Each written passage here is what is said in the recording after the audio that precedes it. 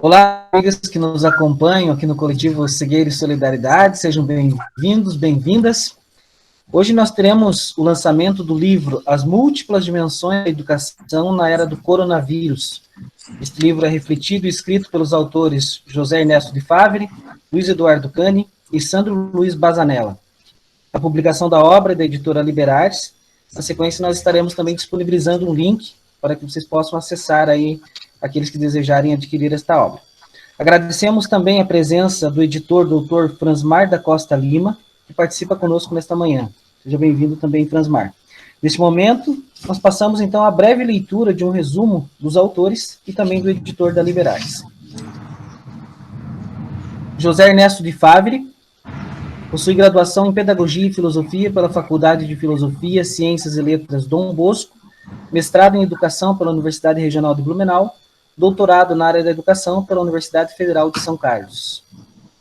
O Luiz Eduardo Cani, graduado em Direito pela Universidade Regional de Blumenau, especialista em Direito Penal e Criminologia pelo Instituto de Criminologia e Política Criminal, pós-graduando em Direito Penal Econômico pela Universidade de Coimbra, mestre em Desenvolvimento Regional pela Universidade do Contestado, doutorando em Ciências Criminais pela PUC Rio Grande do Sul. Sandro Luiz Bazanella possui graduação em Filosofia pela Faculdade de Filosofia, Ciências e Letras Dom Bosco, mestrado em Educação pela Universidade do Estado de Santa Catarina, doutorado interdisciplinar em Ciências Humanas pela Universidade Federal de Santa Catarina, professor do Programa de Mestrado em Desenvolvimento Regional. Fransmar Barreira Costa Lima possui graduação em Filosofia pela Universidade Presbiteriana Mackenzie, mestrado e doutorado em Educação, Arte e História da Cultura pela referida universidade. Atualmente editor e membro do Conselho Editorial da editora Liberartes. A nossa proposta, então, aqui para os autores e Fransmar e nossos convidados, né, pessoas que participam conosco, é que cada convidado fale em torno de 15 a 20 minutos, né, e na sequência, então, a gente abre para os questionamentos, contribuições do público. Aqueles que desejarem falar também podem estar se inscrevendo ali pelo chat ou deixando suas questões no chat que a gente fará a leitura aqui para os participantes. Então, nossos convidados sintam-se acolhidos e estejam à vontade aí para a ordem das falas, né? Não sei se vocês querem iniciar exatamente nesse contexto, mas sintam-se à vontade para o início dos nossos trabalhos. Acho que o professor Favre pode iniciar, pode ser? Sandro, você me permite? Pronto? Oba! Sandro, se me permitisse, geralmente Melhorou? o editor é quem não tem muito a dizer, né? Enquanto o professor Favre arrumou algo, eu poderia comentar rapidamente, até para não tomar muito tempo de vocês, e depois disso os autores falam sobre o livro, até porque são quem tem mais propriedade sobre o tema, né? Por mim pode ser. Luiz Eduardo? De acordo. Favre? Então, acho que sim, Favre. Acho que sim, Fransmar. Poderia ser, então. Então, assim, eu prometo aí ser muito breve, tá? Até porque esse protagonismo é todo de vocês, né? Bom dia e boa tarde a todos e todas aí, essas diferenças de fuso que nos separam, né? Obrigado, Sandro, Favre, Cani e Reginaldo, pelo prestígio, pelo espaço aqui dessa fala, tá? Eu gostaria de ser muito sucinto, tá? E fazer apenas algumas pontuações sobre essa obra, tá? A parceria que temos com Favre, Cani e Bazanella, elas remontam basicamente à origem da editora. Então, já temos aí mais ou menos 10 anos de parceria, quase 10 anos. A editora completa seus 10 anos no próximo ano, né? E o Sandro junto com o saudoso professor Selvino Asman, ele é um dos, vamos dizer assim, dos pioneiros, dos primeiros autores da editora, né? E isso nos levou a uma parceria já de longa data, com seminários, com congressos e canoinhas, e há um acompanhamento de minha parte, posso dizer isso com certa satisfação, tá? De todo o esforço de produção que é realizado pelos professores do Programa de Desenvolvimento Regional, pelo Programa de Direito ali da Universidade do Contestado, né? E toda a equipe, né? Todo o esforço que é feito pelo Sandro, pelo Faveri, né? Com os programas de educação, com as discussões filosóficas, com as questões de desenvolvimento do direito, né? Ao longo desses anos. Então, eu posso dizer com muita propriedade que é uma produção intensa, que eles não se cansam de trabalhar. Eu acho que dificilmente tivemos algum ano em que não houve pelo menos uma publicação, em que não houve pelo menos uma produção. Dentro de todo esse contexto, é interessante também pontuar que há uma preocupação muito grande com o protagonismo desses professores, né? Em muitas universidades, a realidade que observamos é que os professores querem limitar as obras por questões ali da pontuação da CAPES ou por questões de avaliação dos programas de pós-graduação, querem limitar essas obras a doutores ou a pós-doutores, professores titulares. Quanto maior o nome, melhor a obra, né? Claro que isso é importante para os programas de pós-graduação, mas, de certa forma, e já implica, né, em uma consideração dessas múltiplas dimensões da educação, né, era, de certa forma, excludente, né? O Sandro, o Faveri, o Cani, o Jairo, a Maria Luísa e outros professores da região, dessa equipe, eles sempre tiveram a preocupação de publicar junto com mestrandos, junto com doutorandos, junto com alunos da iniciação científica. O Jairo já teve trabalho em que publicou até redações de alunos do ensino médio, né? E isso gera um protagonismo, gera uma motivação, um certo apreço, um certo amor pela ciência, e, no nosso caso, principalmente pelas ciências humanas, tá? Eu digo isso porque o resultado que vem após isso não é a mera produção de publicações por uma obrigação de se gerar pontuações ali junto à CAPES ou de se ter as avaliações do programa. O resultado é que nós temos pesquisadores cada vez melhores nessa região, né? Então, nós temos visto recentemente, o Sandro, paralelo a esse livro, está publicando um outro, né, sobre a questão da judicialização política, junto com uma orientanda dele, né, e é um trabalho impecável, é um trabalho ímpar, né? Acredito que teremos aí o lançamento também no momento oportuno, tá? E nós vemos que a qualidade é uma crescente dentro dessas publicações. E elas também estão sempre atentas a questões atuais. Quando eu digo questões atuais, eu me lembro de conversas que tive tanto com o Sandro quanto com o Faveri. Acredito que mais o Faveri, uma vez que nos encontramos em Rio do Sul, se eu não me engano. É essa cidade, Faveri? Ali perto de Itajaí, ali. Rio do Sul, perto da 90 quilômetros de Blumenau. Isso. Nos encontramos uma vez em Rio do Sul e conversamos, eu e Fábio, sobre a obra do Álvaro Vieira Pinto, do Demerval Saviani, e o Faveri falava justamente sobre todas as possibilidades que a modernidade nos abria para a educação, né? De que forma atingir, de que forma alavancar essas pesquisas, de que forma proporcionar essa educação a chegar aos rincões mais distantes aí do nosso país. E eu era um tanto quanto reticente, né? Tinha uma certa resistência a essa modernidade da educação. Ainda tinha aquela impressão de que a educação era uma ciência absolutamente, e vou usar aqui entre aspas enormes, GLS, tá? No sentido de giz, lousa e saliva, né? Isso para mim era fundamental. Tinha que ter a proximidade, tinha que ter o olho no olho, né?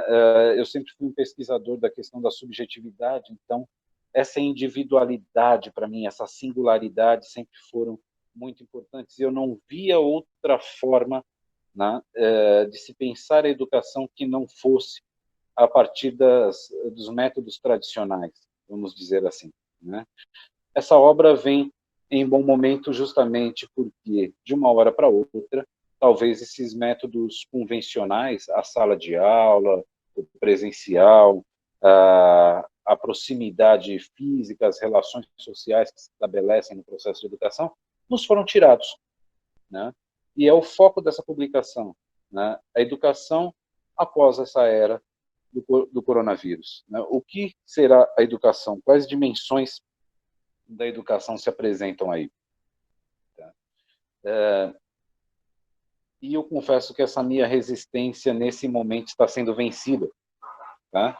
E vencida justamente porque tudo se transformou, o mundo se transformou, e certamente não teremos mais a educação da forma como a conhecíamos. Assim como não teremos mais os negócios, como não teremos mais as reuniões, os grupos de pesquisa, me traz uma certa alegria, porque eu vejo que as distâncias estão sendo encurtadas, né?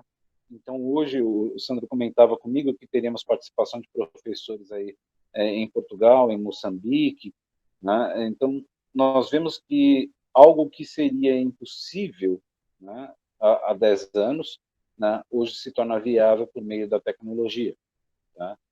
Mas o que resta da educação em sua essência, tá, não pode ser transformado.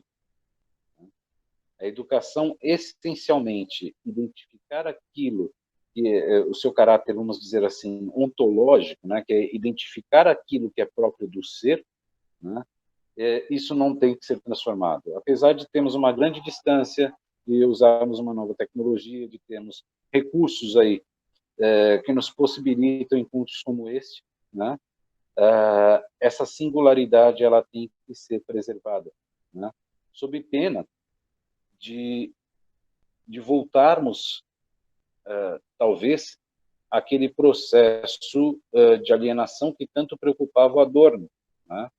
Que é um tema também caro ao Sandro, eu sei disso, né? Aquele tema que preocupava o Adorno no sentido de não fazermos o necessário para evitar o estado de barbárie, para retomar as condições que nos levaram, por exemplo, a Auschwitz, né? Então, eu entendo que essa é um momento inicial, é uma discussão inicial que se propõe nesse livro, tá? Li uma boa parte do livro na condição ali de editor, né? Nessas horas é uma grande vantagem, porque tenho acesso a informações privilegiadas, né? Eu consigo ler o livro antes de todo mundo. E as discussões ali que se iniciam, a problemática que se apresenta, seja pelo prisma filosófico ali com o Sandro, né? E só para provocar um pouquinho o Favre, pelo prisma sociológico, apesar dele dizer que o Álvaro Vieira Pinto é o pensador que não teve medo de ser filósofo, né? Ou pelo prisma ainda do direito ali com Kant, todas essas questões nos chamam a atenção de que um novo mundo se descortina, né? Uma nova época está surgindo diante de nós, uma nova época que não vai permitir retomarmos talvez aquele comodismo educacional que tínhamos antes dessa pandemia de coronavírus. Então, nesse sentido, né, já que os grandes protagonistas aí são realmente os autores, são quem melhor entendem do texto, tá? Eu gostaria apenas de parabenizá-los e fazer votos que continuem com essa esperança, né? Porque não há outro nome para isso, né? Quando nós incluímos nossos alunos, trazemos novas questões, tentamos observar o momento atual, sem essa condição excludente, o que nós temos aí é esperança de que essas discussões nos levarão a uma sociedade melhor. Essas discussões nos afastarão da barbárie. Essas discussões, com todas as dificuldades que têm, nos permitirão o livre exercício da democracia, tá? Então, eu parabenizo e agradeço mais uma vez a oportunidade de ser o editor dessa obra e de continuar participando com vocês desses projetos tão relevantes que vocês colocam a cada ano e que vocês nos trazem, sejam nos textos acadêmicos, sejam nas crônicas, sejam nos textos literários. Né? Então, meu grande abraço ao professor Faveri, meu grande abraço ao professor Piani e ao professor Bazanella, tá? E a todos e todas que me ouvem aí, agradecendo mais uma vez pela abertura desse espaço. Obrigado a todos. Bacana, obrigado, Fransmar, agradecido aí pelas suas palavras, né? Questões filosóficas, sociológicas, educacionais presentes aqui, e certamente também um convite, já um desafio aqui para que as pessoas leiam o livro, que certamente é uma grande contribuição aí com a sociedade, com a educação de maneira geral. Vamos tentar, então, professor José Ernesto de Favre. Bem-vindo, professor. Bom dia, não sei se estão me ouvindo. Estão me ouvindo? Agora sim. Perfeito? Então, cumprimentando a vocês, todos que estão aí, e os demais participantes do canal Cegueira e Solidariedade.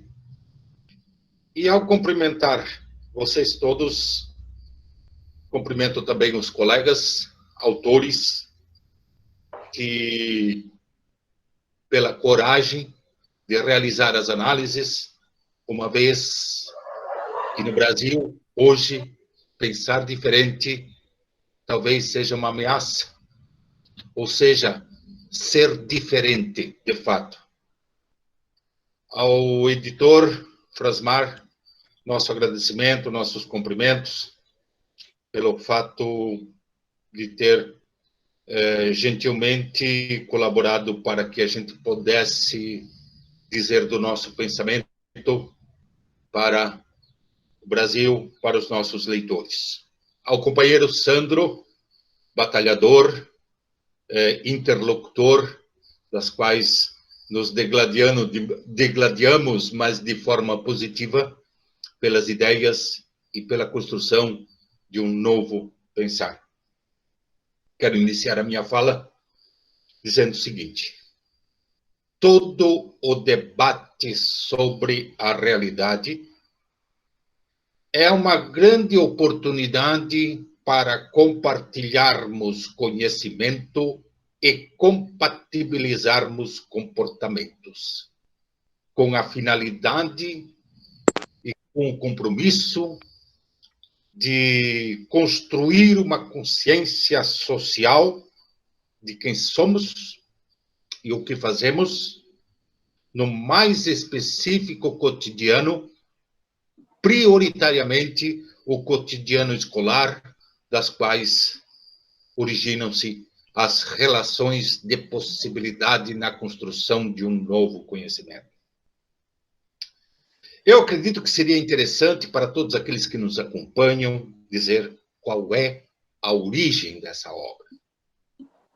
Pois bem, algumas colocações sobre a origem dessa obra.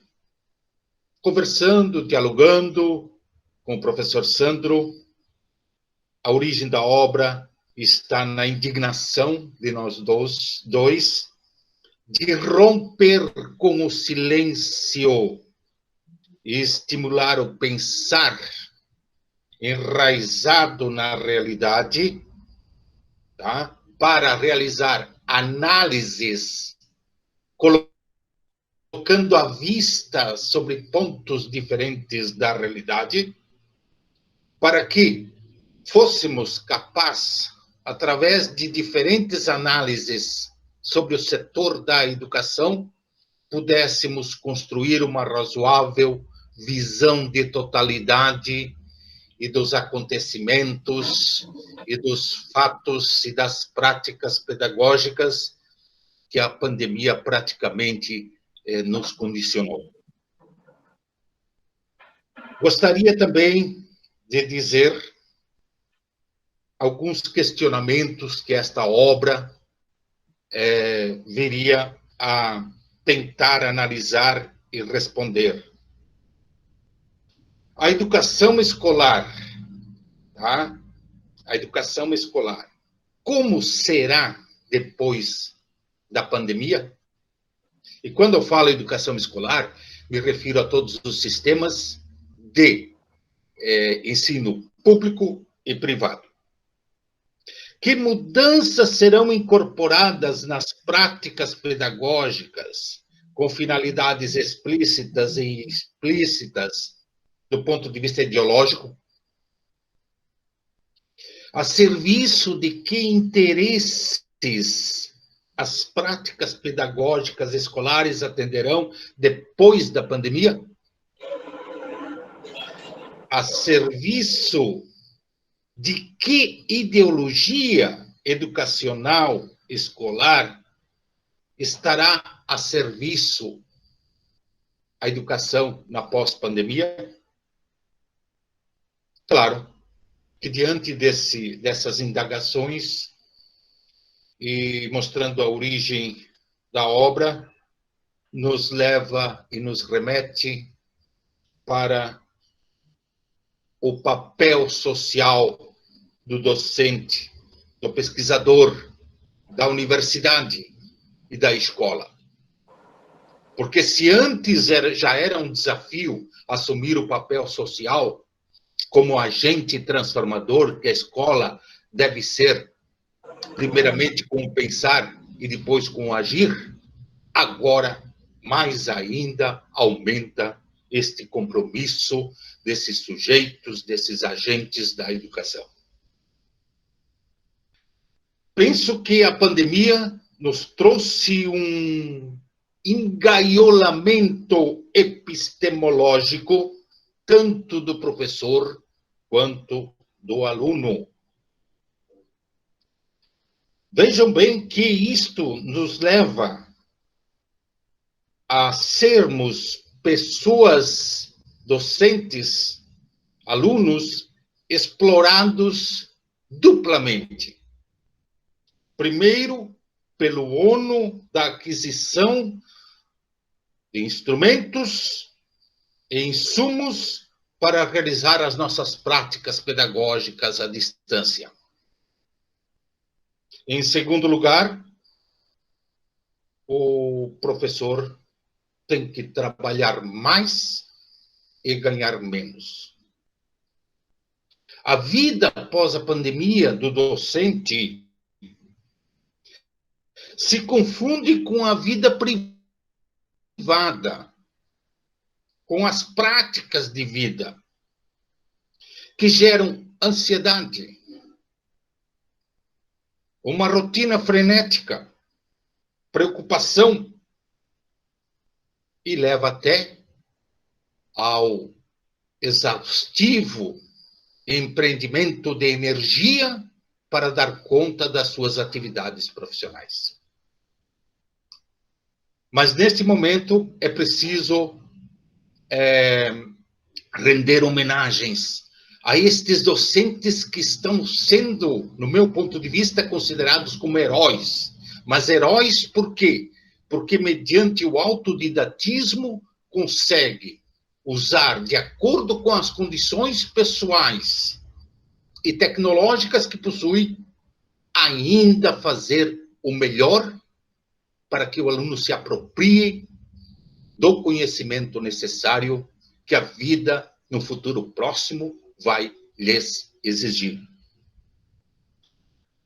Bom, na obra eu faço duas análises em 2 capítulos diferentes. O primeiro, a pandemia do coronavírus, calcada em cima de 4 eixos fundamentais: a disciplina, o controle e o cuidado de si. Com isso, com essa análise, eu tento mostrar qual é o papel da filosofia. Qual é o papel da filosofia da educação? E usando o pensamento de Michel Foucault, diria que o papel da filosofia não é descobrir o que está escondido, mas sim tornar visível o que precisamente é visível. Ou seja, fazer aparecer o que está tão próximo, tão imediato, o que está tão intimamente ligado a nós mesmos, que em função disso não o percebemos, nos escapa. Desse ponto de vista, a tarefa da filosofia atualmente bem poderia ser: quais são as relações de poder às quais estamos presos e nas quais a própria filosofia está paralisada? Dentro dessa luz Foucaultiana, eu busco abordar nessa primeira temática de análise o contexto, daí a questão da disciplina, a questão do eficaz controle dos indivíduos em territórios restritos da sociedade, como foi encurralar as pessoas dentro de casa, e daí manifestando-se cumulativamente a disciplina, controle e o cuidado de si. No quarto ponto, a dupla face revelada pela pandemia, ou seja, a exigência do conhecer-se a si próprio e o cuidado de si, também nesta perspectiva, diria, de socratiana e Foucaultiana. E, por fim, realizando uma reflexão, ou seja, colocando algumas lições que podemos tirar da pandemia. Então, sempre vinculando o quê? A relação que existe entre pandemia e a educação escolar.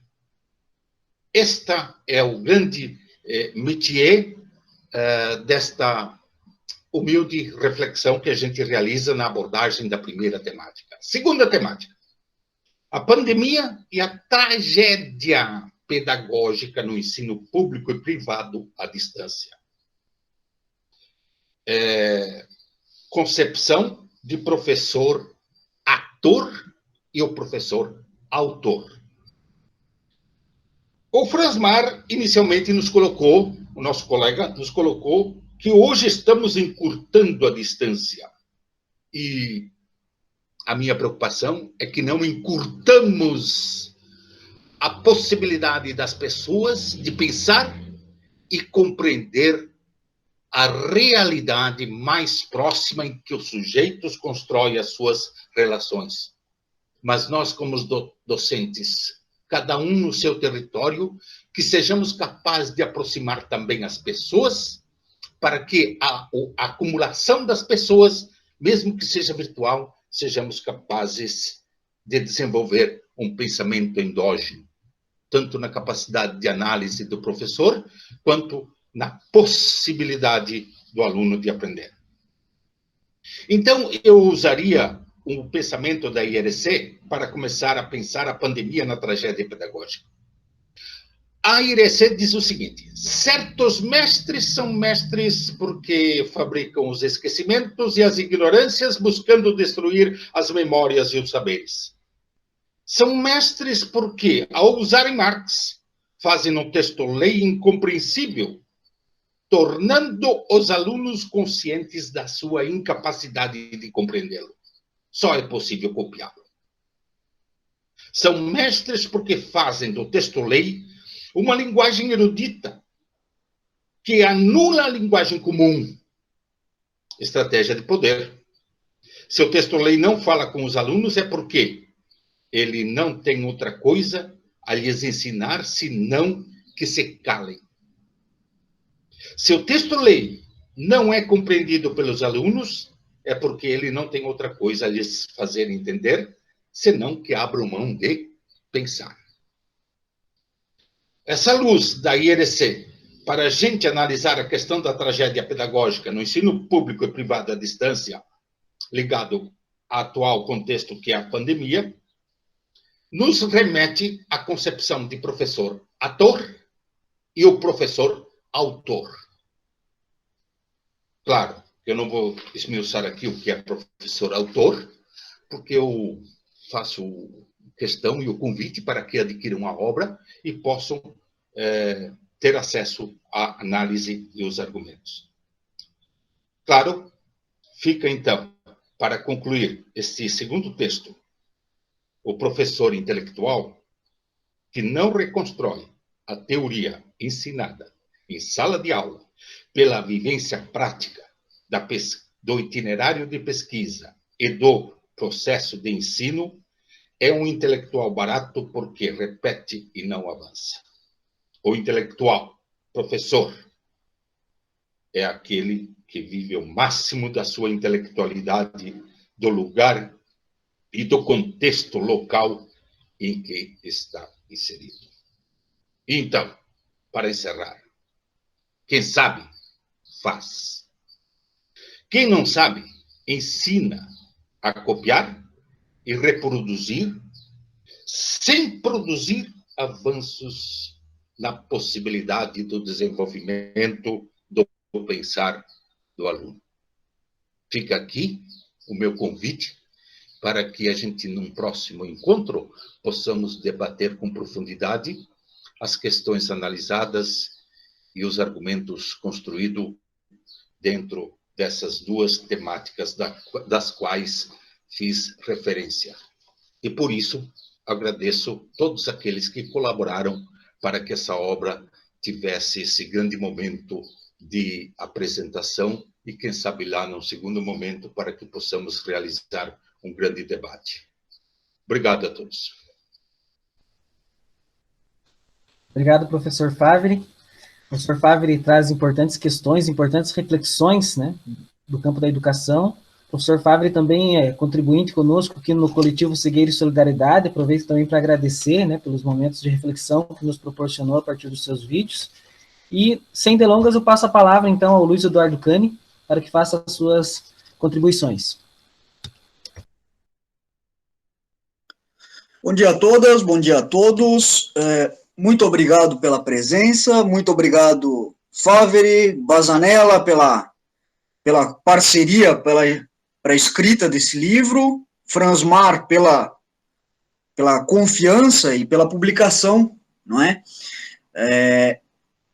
A minha participação aqui se deu em alguns aspectos mais pontuais, eu acho até que foi uma grande bondade do Favre e do Bazanella de me incluírem como autor. Eu participei efetivamente dos diálogos muito mais com o Bazanella acerca de alguns aspectos que estão, sobretudo, no capítulo 2 e alguma coisa no capítulo 3, tá? Eu vou contribuir com aquilo que eu posso, e eu pensei numa fala que, de alguma forma, contextualize a obra, sem retomar de todos os argumentos do Favre e que aponte para aquilo contra o que nós escrevemos, porque é sem dúvida, um livro contra algo, e contra muitas coisas, tá? No primeiro ponto, então, um contexto. Nós temos que pensar aqui, mesmo antes da pandemia, nós já vínhamos com uma ascensão do ensino à distância, sobretudo nas humanidades, que sofreram com isso um grande ataque. Hoje já não é mais muito frequente que nós tenhamos disciplinas de humanidades presenciais. Vocês já viram isso em quase todas as instituições. Recentemente avaliei para o Guia do Estadão cursos de Direito e constatei lá que, com pouquíssimas exceções, todas as instituições hoje têm disciplinas à distância, mas assim, pouquíssimas mesmo. Se não me engano, a PUC de São Paulo não tinha, no curso de Direito, nenhuma disciplina à distância. A PUC Minas Gerais, eu acho que 3% das disciplinas à distância, e, no geral, com a autorização do MEC de que até 40% do conteúdo programático seja à distância, nós temos em geral, 5 disciplinas por semestre nos cursos de Direito, de modo que 2 já são à distância. Essa é a realidade pré-pandêmica. Além disso, e aí, nesse ponto, está focado lá, sobretudo no capítulo 2, ataques a universidades públicas, iniciativas de privatizações de campus das universidades públicas nos interiores, fim da expansão das universidades federais após os governos do PT. Vou me deter um pouquinho mais nisso aqui. Em um dos textos, nós abordamos a proposta de encerramento de atividades de universidades federais, com campos de interior. Se não me engano, essas universidades ficam no Mato Grosso e Mato Grosso do Sul. Esses campi de acordo com a proposta de encerramento das atividades, não são lucrativos. Claro, uma universidade pública nunca é lucrativa imediatamente, e isso precisa ser pensado. Não é para dar lucro imediato. É claro que o resultado final da atividade educação, pesquisa, extensão, não é lucro. Não é lucro. Isso é uma perspectiva biopolítica, e aqui valem Foucault e Agamben. Nós vamos produzir uma população que tem um determinado saber, e com esse determinado saber consegue aumentar as forças do Estado. Essa expressão de Foucault, aumenta as forças do Estado lá em segurança, território e população. Nós precisamos de uma população que produza riqueza. Não por acaso, uma biopolítica para Foucault se instala na modernidade e se encadeia no capitalismo junto com uma série de estratégias. E aí a Agamben vai dizer que isso ocorre já na antiguidade, e que na modernidade o que nós tivemos de diferente é mesmo a inclusão dos corpos nos cálculos via a inclusão do estado de exceção nos ordenamentos. E aí é a mudança biopolítica. Mas, de todo modo, se nós pensarmos em termos de políticas públicas, nós estamos pensando no reforço de um determinado território com a melhoria do saber de uma determinada população que vai produzir riquezas. Então, se nós pensarmos a educação via perspectiva das políticas públicas junto com Foucault, nós estamos pensando em uma universidade pública que recebe recursos públicos, forma estudantes que depois revertem esses conhecimentos adquiridos ao longo de um grande período de tempo na forma de serviços e produtos que vão enriquecer o Estado e, consequentemente, aumentar, incrementar as forças estatais. Então, não tem como uma universidade pública dar lucro imediato. Não obstante o fato de que boa parte dos saberes e dos produtos comercializados hoje não existe sem algum tipo de intervenção de uma instituição pública. Ou seja via financiamento com bolsas, seja via empresas públicas como a Embrapa. Sem Embrapa hoje, tem um amigo que é pecuarista no Mato Grosso do Sul, e ele me dizia faz 2 semanas, se nós não tivéssemos a Embrapa no Brasil, nós não teríamos carne de qualidade e na quantidade em que nós temos, porque todo o saber que eu demando na minha atividade de pecuária vem da Embrapa. Vacinas, raças e alimentação, etc. Todo esse saber é produzido por uma empresa pública, que dissemina gratuitamente para a iniciativa privada todos esses saberes. Não é propriamente uma instituição voltada para a educação, mas não é totalmente dissociada de uma universidade, porque produz pesquisas, assim como as universidades, e não raro também tem convênios com elas. Iniciativas, fim da expansão das universidades pós-governos do PT, e aqui não é uma defesa do PT propriamente dita, até porque não sou do PT, se for para me filio muito mais ao PCdoB, velho partidão. Mas não dá para excluir a possibilidade, ou melhor, a hipótese, de que após os governos do PT nós não tivemos mais uma expansão do ensino público, uma expansão decente. Não tivemos mais iniciativas nesse sentido, né?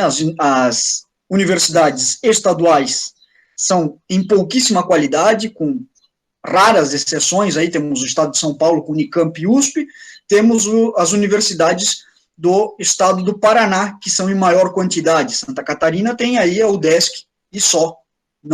Aparentemente não existe nenhum interesse em proliferar essas iniciativas, em criar outras. Aí nós temos, a nível de governo federal e a nível institucional, isso vale, portanto, também para as próprias universidades públicas, projetos individuais de poder. E por projetos individuais de poder, vamos aí por todos os governos, governo Temer, governo Bolsonaro, e esses projetinhos de consolidação e de, talvez, perpetuação no exercício de um poder que permita governar em conjunto com alguns reitores de universidades que, não raro, também não querem sair dali. Isso é verdadeiro, e justo o fato de ter projetos pessoais de poder nas universidades faz com que alguém com um projeto de poder a nível de governo federal possa atacá-las.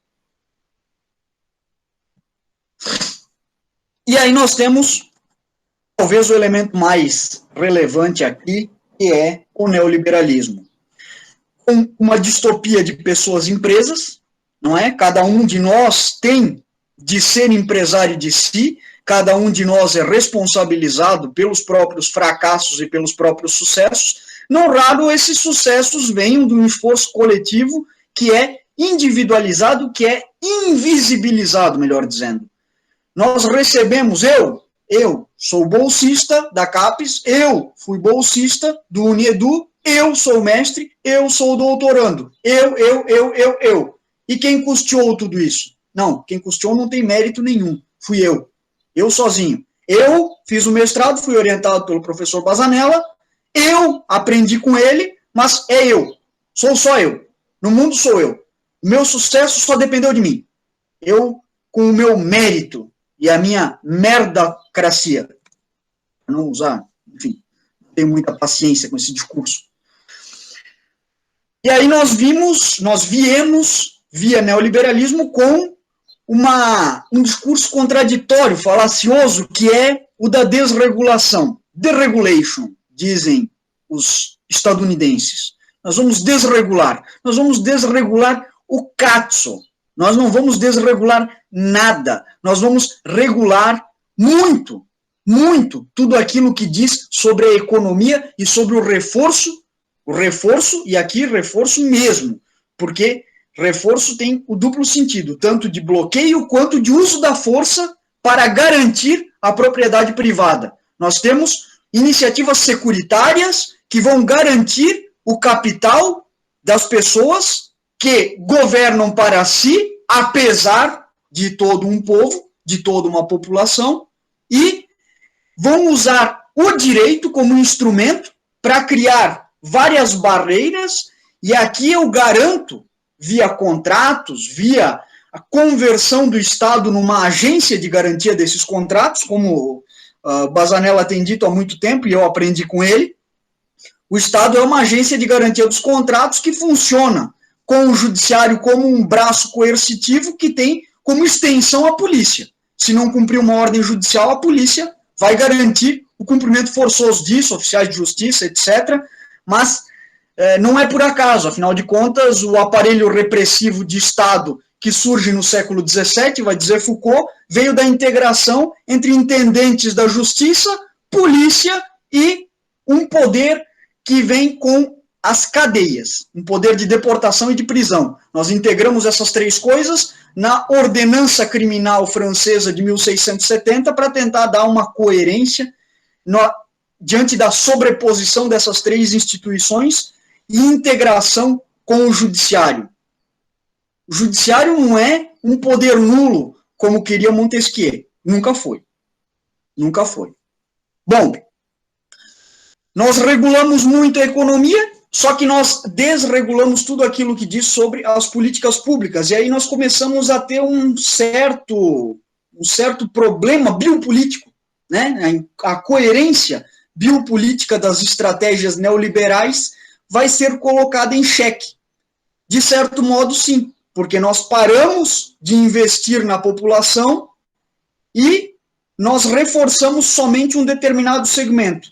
A questão é, no neoliberalismo, uma gestão dos indesejáveis também passa pela retirada das políticas públicas e pela redução das malhas biopolíticas. Elas vão atingir até um determinado ponto. E esse ponto não pode ser aquilo que o Marx denunciava como lumpenproletariado, porque essa gente já está fora, essa gente é recurso perdido. Então, cortamos as ramificações daqui para frente e deixamos toda essa população que não está inserida num mercado formal de trabalho, que, aliás, já deixou de existir também, já não temos mais formalização, e passamos a investir somente num núcleo, que é considerado um núcleo duro, Essa aqui é uma estratégia de produção de vida nua, vai dizer a Agamben, via estado de exceção. Aqui, a norma é suspensa em determinados segmentos sociais. Nós vamos aplicar a norma para nós aqui, mas para alguém que mora numa favela, nós não vamos aplicar essa norma. Ela é suspensível e seletiva. Aqui valeria a criminologia crítica, dizendo que a criminalização se dirige a determinados segmentos, assim também as políticas públicas se dirigem a determinados segmentos. O estado de exceção também funciona com uma lógica de seleção. Com isso, nós vamos ter uma precarização dos serviços públicos para possibilitar também uma outra coisa que já vinha aí, talvez, desde o fim da década de 90, mas com certeza com mais força no início dos anos 2000, que é a criação de pequenas empresas de baixa qualidade para prestar serviços porcos. E essa é a palavra, não tem outro jeito de falar isso. São serviços de baixíssima qualidade, destinados à população precarizada, que vai pagar uma miséria, o lucro é baixo, mas a população também paga pouco, o serviço também é uma merda, então tanto faz, é para aquela gente lá que também não vai ter jeito de reivindicar uma melhoria nisso. E nisso aqui nós podemos elencar várias coisas aqui, aqueles baixos serviços de saúde, que é aqueles convêniozinhos de saúde com ambulância, que te leva até a porta do hospital para furar a fila da emergência, só serve para isso, para antecipar a fila da emergência, porque teve uma regulação feita por um médico que disse, esse caso aqui é de emergência, precisa atropelar aqui a fila de espera. E nós temos na educação, com vários cursos, várias porcarias de baixa qualidade comercializados. E isso aqui vai entrar com maior força quando nós, professores, perdemos, e isso já é realidade. Gabriel está aí, conversava com o Gabriel ontem sobre isso. Nós já perdemos a titularidade das disciplinas. Essa iniciativa interessantíssima do Ministério da Educação de dividir os professores. Vamos fazer uma disciplina com mais de um professor. Isso é genial. Isso é genial, porque o professor perde o ponto de ancoragem. O ponto de ancoragem do professor, de ancoragem salarial e de ancoragem dentro de uma instituição, é justo a titularidade da disciplina. A partir do momento que eu divido a disciplina, eu me torno menos indispensável. Eu já não tenho mais uma necessidade, a instituição não precisa mais de mim. Ela tem pelo menos mais um concorrente. Eu gero uma subjetivação em que coloca um professor contra o outro, se não forem duas pessoas que se dão de certo modo bem, que se entendem, e crio uma disputa pelo próprio plano de ensino e instalo uma luta entre pessoas em torno de um mesmo objeto, reduzo os salários delas, e a depender da situação, nós fragmentamos isso tanto a ponto de criar o que hoje tem sido chamado de microtrabalho. Um microtrabalho é um trabalho tão precarizado, tão desvalorizado, que é remunerado a título de centavos. As inteligências artificiais hoje trabalham com microtrabalhos para calibragem. Quando vamos lá abrir o currículo Lattes de alguém, aparece lá, digite as letras, ou então selecione os hidrantes. Aquilo ali é tudo calibragem de inteligência artificial. Esse trabalho nós fazemos de graça. Vejam, isso é um microtrabalho. Mas existe gente que recebe para isso. Recebe 2 centavos, 3 centavos para cada um desses trabalhos e precisa resgatar o valor do trabalho na forma de cupons de compras em grandes sites, tipo Amazon e por aí vai. É isso que nós já estávamos enfrentando antes da pandemia. E o que vem com a pandemia? Enfim, nós temos a manutenção de instituições de ponta, etc. Eu vou atropelar um pouco, porque senão eu não chego mais. O que vem com a pandemia são basicamente 3 coisas. Mas, claro, tem muito mais, mas 3 aqui que me chamam mais atenção. Que é o ensino à distância full EAD, totalmente à distância. Com a abertura agora, a PUC de Minas Gerais tentou abrir um curso de Direito totalmente à distância. No meio da pandemia, o MEC aprovou, conseguiram voltar atrás. Só que nós conseguimos isso via a OAB, que é uma corporação que atende a interesses de uma determinada elite e que não quer isso. Agora, determinados cursos que não têm órgãos de regulação, sobretudo as humanidades, que não têm órgãos de regulação, porque a formação se dá, sobretudo, para a atuação na educação, não tem essa mesma expressividade, essa mesma potencialidade de exercício de poder político a ponto de conseguir barrar essas iniciativas. E é por isso que há muito tempo as humanidades chegaram primeiro no EAD. Não porque são menos importantes, mas porque não existem corporações que as defendam ou não existem corporações que permitam um exercício de poder a partir de uma posição mais favorável para isso. Segunda coisa, fragmentação das disciplinas, que vem se dar cada vez mais. Eu, essa semana, recebi um convite para lecionar em uma pós-graduação. Eu vou dar 2 horas de aula de uma disciplina. 2 horas. A disciplina tem 15 horas. Eu leciono 2. Não sei quantos professores terão nessa disciplina. Fragmentação do trabalho em microtrabalhos e aí a consequente desvalorização. Eu não sei nem quanto que eu vou ganhar por hora aula. Mas tá bom, eu vou dar aula porque eu preciso comer. Não é? Esse é o contexto. E contra o que nós falamos, então?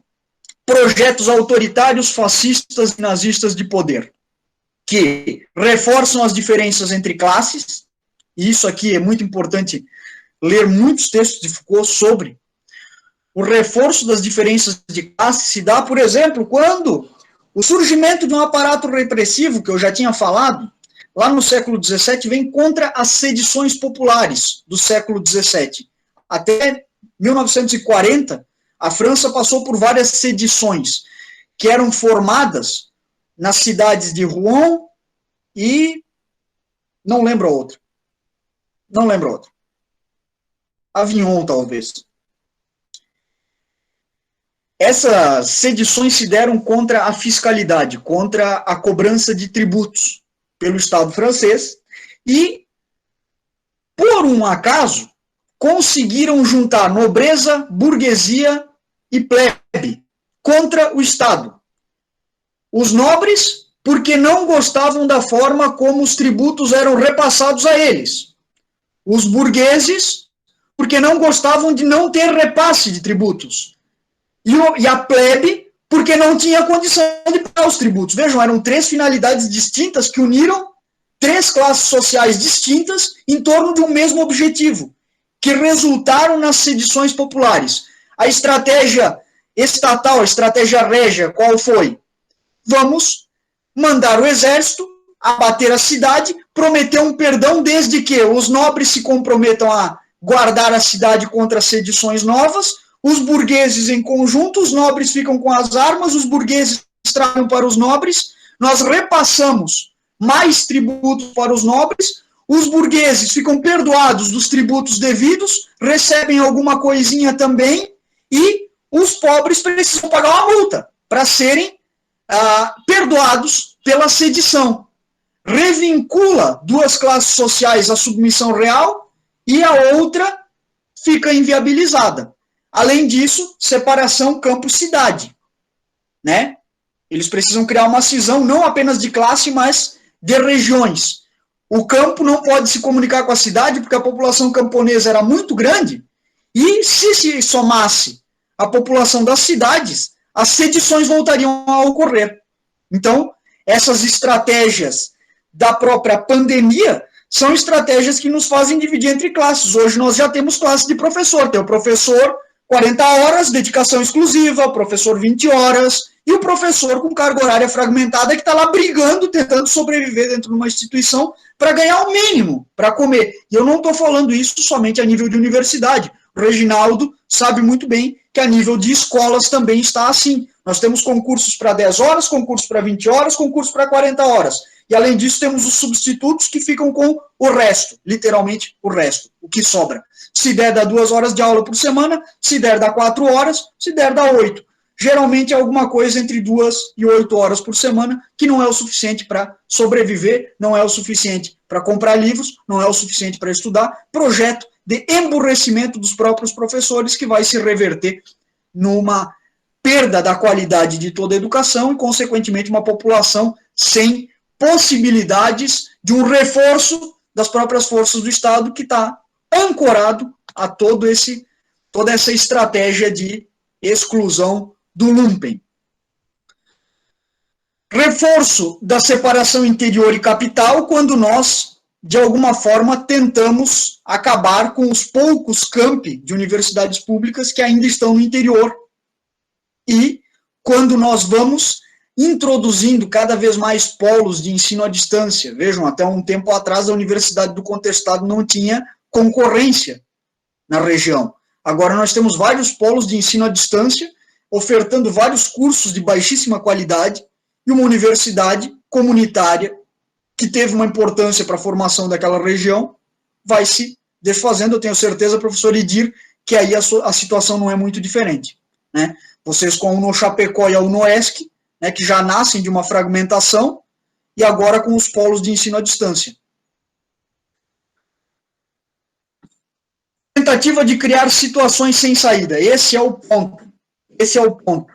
Nós vamos inviabilizando uma visão de mundo das pessoas, nós vamos fechando o cerco ao redor delas, de modo que em algum momento as pessoas se sintam tão compelidas a fazer de um único modo as coisas, e por fazer de um único modo as coisas é virar empresário de si. Ou eu vou apostar numa iniciativa, criando um Instagram, um Facebook, vendendo minha imagem como professor, produzindo conteúdo gratuito pelo YouTube para tentar vender uma aulinha, para tentar vender uma apostilinha, para conseguir comer, e enquanto isso eu não consigo mais pensar.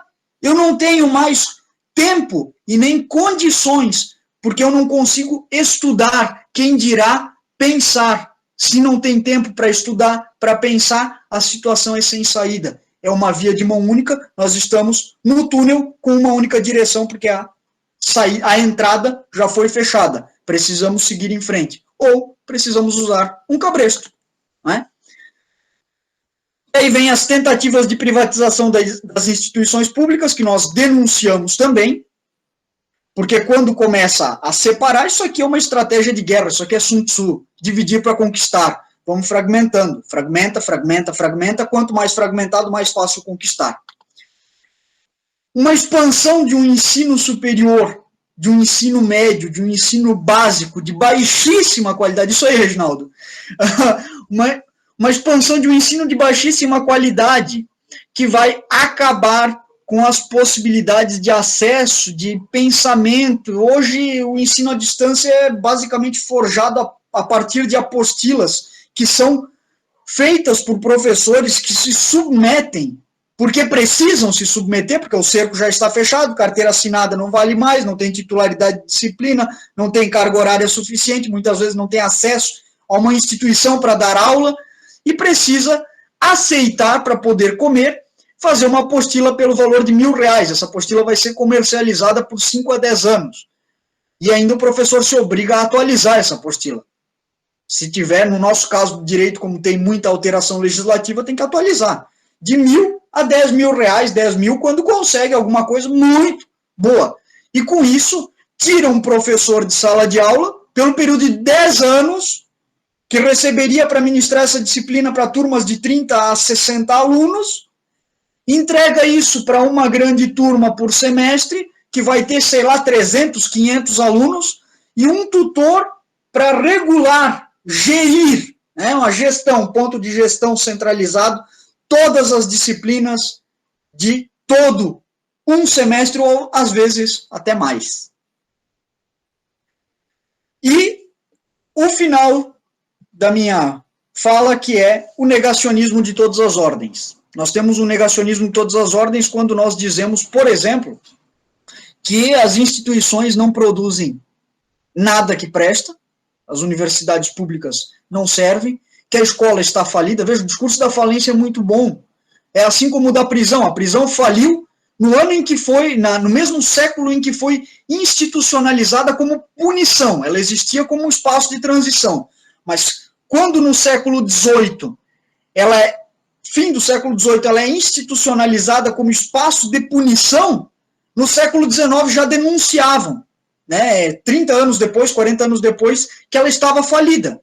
Mas ela continua falida apesar de estar falida. Todo mundo sabe que está falida. Aí a educação faliu, está falida, e ela continua falida. E ninguém faz nada. Porque o discurso da falência é um discurso de operosidade dentro de uma lógica que se retroalimenta. Ela está falida porque foi feita para ser falida, assim como a prisão, e como foi feita para ser falida e está falida, ela funciona muito bem. Ela não está funcionando mal. Dentro de uma lógica funcionalista, ela funciona muito bem. Desculpem, gente, acho que falei demais. Obrigado, Cani. Isso que ele iniciou a fala falando de forma humilde, assim, quanto à participação no livro, né? Só esses pontos aqui trazidos pelo Cani já daria para a gente discutir o resto do dia hoje. Muito obrigado. Então, passamos a palavra ao professor Sandro Luiz Bazanello. Então, bom dia a todos e a todas. Agradeço a presença de cada um aqui nesse lançamento do livro. Quero cumprimentar aqui o Fransmar aí, que é o editor com quem temos essa interlocução muito cuidadosa ao longo de um certo tempo, com o professor Favre, com quem já compartilhamos pesquisas, diálogos e muitos debates, e com o Cani na mesma direção. Sobretudo são grandes amigos, e amigos, como diria o Aristóteles, são fundamentais. Se ao longo da vida se nós conseguirmos afirmar que encontramos 5 amigos, valeu a pena ter vivido, nos diz o Aristóteles, em algum momento da Ética Nicômaco, se não diz assim literalmente, mas sugere que seja assim. Porque é com os amigos que nós compartilhamos visões de mundo, é com os amigos que nós compartilhamos o próprio mundo. Então, essa obra, esse livro, é também resultado de uma relação de amizade com o Favre, com o Cani, e também com o Fransmar, e com todos aqueles que, em maior ou menor grau, se encontram aqui nessa live. Vou ser muito breve, porque entendo que já fui contemplado na fala do Favre, em certos aspectos, tanto quanto na do Cani. E diria que o título do livro, ele expressa e coloca no centro do debate a educação diante da pandemia da Covid-19, e o subtítulo dessa obra se pergunta pelo pós-pandemia. Mas me parece que importante e fundamental nós nos colocarmos diante do fato de que a pandemia não nos trouxe nenhuma novidade. Acho que essa é a questão mais importante. Não nos trouxe grande novidade, apenas nos colocou diante de nós mesmos como sociedade local, como sociedade global. A pandemia, ela potencializou as contradições que já perpassavam de longa data no interior das sociedades, da sociedade brasileira, no interior de uma sociedade globalizada economicamente, no fosso e nas distâncias que se estabelecem nessa relação global. Quer dizer, a pandemia nos convidou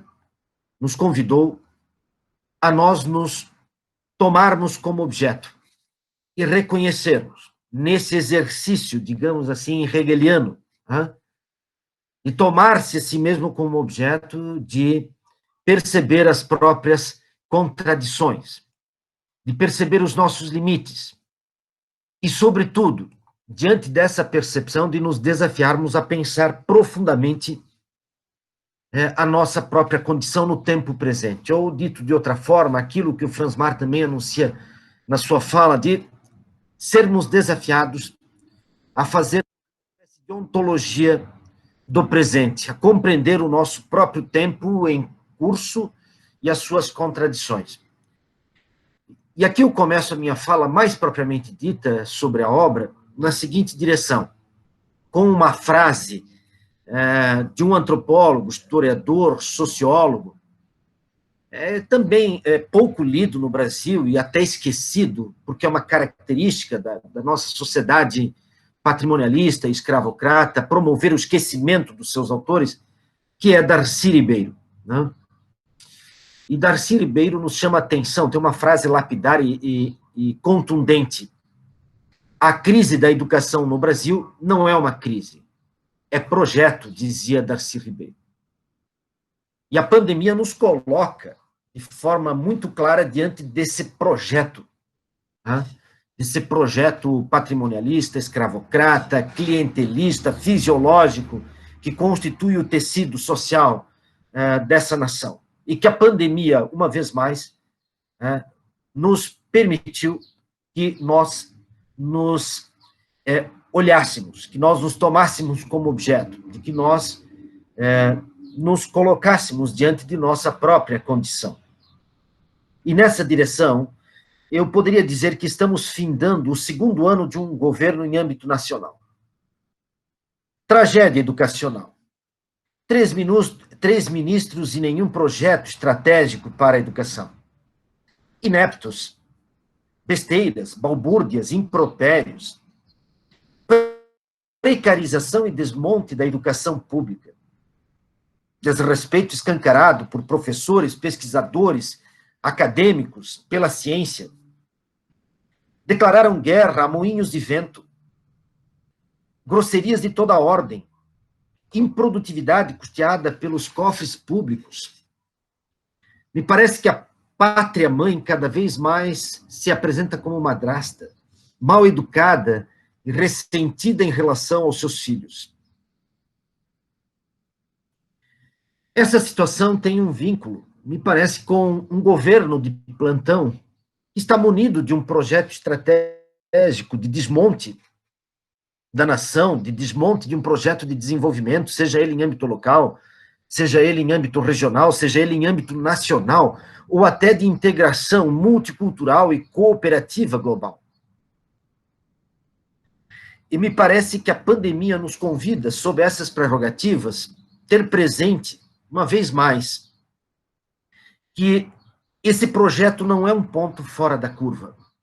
Ele não é algo inusitado, mas ele é a expressão da racionalidade que perpassa a constituição da sociedade brasileira, que se encontra historicamente assentada sob um ethos escravocrata, oligárquico, repito, patrimonialista e clientelista.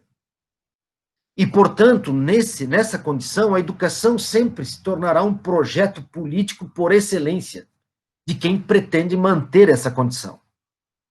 Ou seja, trata-se de perpetuar um modelo educacional excludente para amplas parcelas da população brasileira. Trata-se também, reiteradamente, de uma estratégia de perpetuação do patrimonialismo, que se caracteriza pelo constante sequestro do Estado, do espaço público, dos bens públicos concentrados nas mãos de determinados grupos.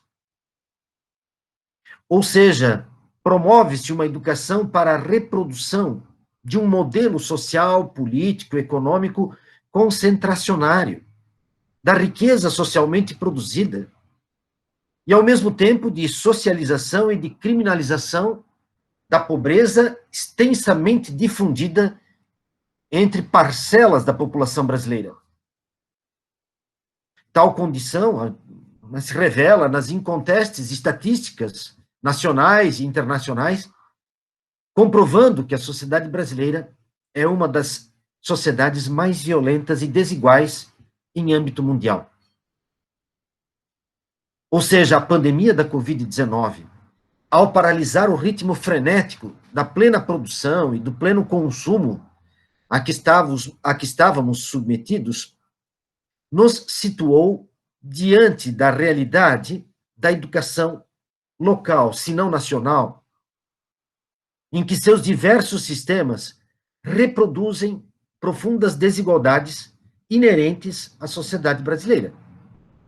Mas, evidentemente, eu não pretendo aqui dissertar aspectos dessa desigualdade em suas múltiplas facetas e realidades, senão, nesse lançamento, de convidá-los, de provocá-los a refletir sobre a condição estratégica de uma educação para o desenvolvimento da liberdade e da autonomia das jovens gerações como único caminho possível para fazer frente à miséria, ao embrutecimento, à barbárie e a tudo aquilo que o Luiz Eduardo Cani muito bem descreve na sua fala. Educação é uma palavra cuja origem está no latim, um dos troncos linguísticos da língua portuguesa. Nicola Bagnano assim define educação a partir desse termo latino. Em geral, designa-se com esse termo a transmissão e o aprendizado de técnicas culturais, que são as técnicas de uso, produção e comportamento, mediante as quais um grupo de homens é capaz de satisfazer suas necessidades, proteger-se contra a hostilidade do ambiente físico e biológico e trabalhar em conjunto, de modo mais ou menos ordenado e pacífico. Se nós nos dermos a oportunidade de refletir a partir desta definição, de refletir educação a partir dessa definição, nós nos encontramos com exigências significativas no contexto pandêmico que se apresenta, ou em que a educação se apresenta. Ou seja, essa definição nos possibilita compreender que uma das primeiras tarefas da educação é apresentar o mundo às jovens gerações. Mas para cumprir tal tarefa, é preciso compreender de forma suficiente que o mundo é resultado das relações de cooperação, de solidariedade, de ajuda mútua, de amizade, que racionalmente os seres humanos estabelecem entre si como forma de superar a mera luta pela sobrevivência, por uma vida que apenas sobrevive. Que o que move os seres humanos na construção do mundo é, acima de tudo, a busca do bem viver, e não apenas do viver bem na plena dinâmica de uma sociedade de produção e consumo. Que o que move os seres humanos na construção do mundo é a busca da felicidade, e já aprendemos isso com Aristóteles. E a felicidade aqui não se dá no plano individual de quem pode ter à sua disposição inúmeros bens de consumo. Isso não tem a ver com a felicidade, isso tem a ver com satisfação, com desejo, com a própria condição instintiva, biológica dos seres. A felicidade apenas se constitui no espaço público, no encontro e no confronto com o outro, no olhar para o outro, no face a face, nas relações de amizade, que são sempre relações políticas de constituição de um mundo que acolha o ser humano na dignidade da sua forma de vida. Nos permite perceber que não faz sentido saber se comporta a perfectibilidade ou não do mundo, mas que, acima de tudo, o mundo é uma obra de arte. E, como obra de arte, ela resulta do conjunto das ações humanas. Ou seja, uma proposta educacional que tome em consideração tais pressupostos precisa se materializar numa educação comprometida com o desenvolvimento integral, humano, afetivo, empático, ético e racional das crianças, dos adolescentes e dos jovens. É uma educação para a potencialização do esclarecimento humano. Repito, para o desenvolvimento das luzes da razão. E aqui há um certo iluminismo, sim. Pois onde as luzes da razão vicejam, tende a desaparecer as trevas da ignorância, os fantasmas do obscurantismo e a própria manifestação da barbárie e do embrutecimento nas relações humanas. Ou seja, uma proposta educacional que assuma o compromisso de apresentar um mundo como obra de arte às crianças e aos jovens está comprometida com o desenvolvimento da criatividade, da criticidade, da capacidade de fazer crítica, de estabelecer critérios de análise, do desenvolvimento da cooperação, da solidariedade, da empatia, da percepção que a vida humana compartilha com uma multiplicidade de outras formas de vida, a própria biosfera, que reúne as condições para a manutenção da vida e que requer que sejam mantidas em equilíbrio, em harmonia, evitando o incêndio, a incineração, da vida na sua diversidade e multiplicidade de formas, como assistimos ao longo desse 2020, Brasil afora. Ou seja, uma proposta educacional comprometida com tais pressupostos se manifesta em uma educação voltada para a autonomia. A autonomia implica no fato de que cada indivíduo se torne autor, a autoridade de si mesmo na vida em sociedade. Diante da compreensão de que a qualificação de uma vida, da vida humana, se constitui no respeito às normas, às leis socialmente estabelecidas como condição para o bem viver comunitariamente e não para o mero sobreviver. Ou seja, ser autônomo implica em ser autor de si mesmo. Desenvolver a vontade e a necessidade de alcançar originalidade de pensamento e ação. Significa desvencilhar-se da apatia, da preguiça, da vontade de simplesmente obedecer os outros, simplesmente porque é mais cômodo e fácil. A autonomia requer um intenso e extenso uso da razão na interpretação e na tomada de posição diante dos fatos, dos acontecimentos nos quais nós nos circunscrevemos, nas nossas contradições, nos nossos paradoxos. No plano público, significa reconhecer o mundo que herdamos dos nossos avós, dos nossos pais, da comunidade que nos antecedeu, mas que é tarefa imprescindível e inadiável dar a nossa contribuição na construção do mundo presente, com todas as suas, repito aqui, contradições e com todos os seus paradoxos. No contexto mundial em que o Brasil se insere, e diante da nossa condição, já aqui descrita e muito bem analisada anteriormente pelo Favre, pelo Cani, urge debatermos uma proposta educacional comprometida em apresentar às crianças e aos jovens o mundo como obra de arte, resultante do pensar e do fazer humanos diante dos desafios de sua comunidade e de seu tempo. É preciso debatermos pública e amplamente os pressupostos de uma proposta educacional comprometida com a potencialização das luzes da razão advindas da autonomia, da liberdade de pensamento e da ação dos indivíduos e dos cidadãos. A concretização de uma proposta educacional de tal magnitude pressupõe disciplina da razão, limite das vontades e cultivo das virtudes humanas.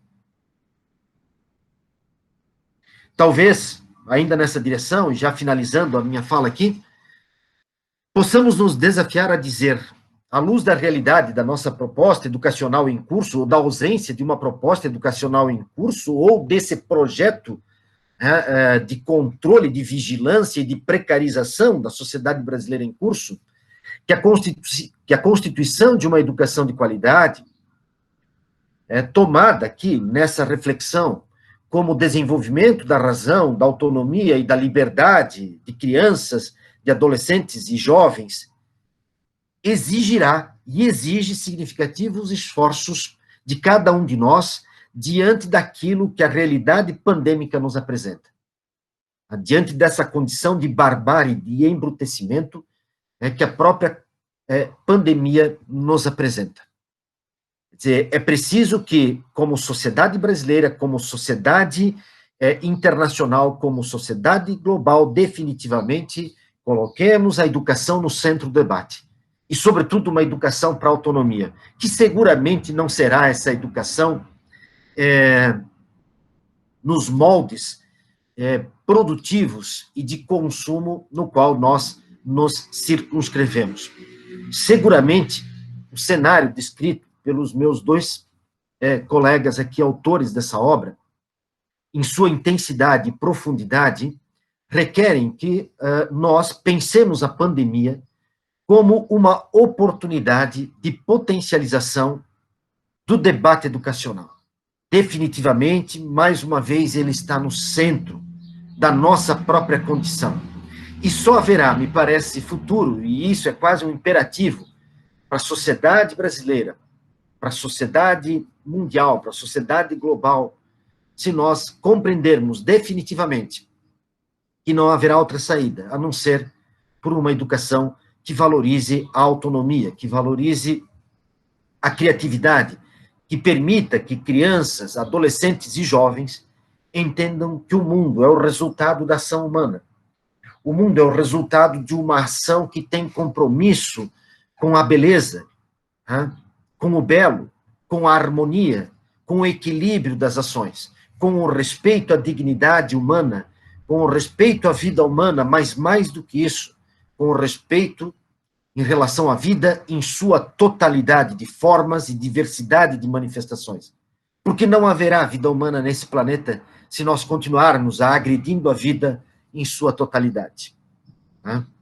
Então, finalizando aqui a minha fala, uma vez mais, o livro que ora lançamos, no livro que ora lançamos, então, perpassa uma profundidade de análises, de argumentos e de questionamentos e de convites à potência do pensamento, no qual essas questões todas estão implicadas.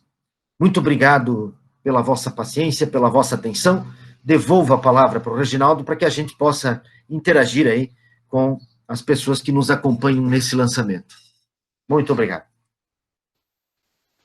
Obrigado, professor Sandro. Também nosso agradecimento ao Luiz Eduardo Cani, professor José Ernesto de Favre e ao Fransmar Costa Lima. Bom, nesse momento nós deixamos a palavra aberta para os nossos participantes que queiram se manifestar, para que possam dar as suas contribuições, questionamentos aí aos nossos convidados. Enquanto o pessoal vai pensando, aqui tem algumas manifestações no chat que eu gostaria de apresentar para vocês, em relação ao encontro de hoje. O professor Idir Kanzi está parabenizando aí o professor Fábio, que possamos continuar a avançar com sabedoria e inserção na realidade, em nossas práticas pedagógicas e função social na escola. Professor Brian, com a emergência da pandemia, as políticas públicas devem ser debatidas e rebatidas para que se ajustem ao novo normal. Professor Idir, parabenizando aí o Cani, bela manifestação. A Cris falando que o encontro está maravilhoso.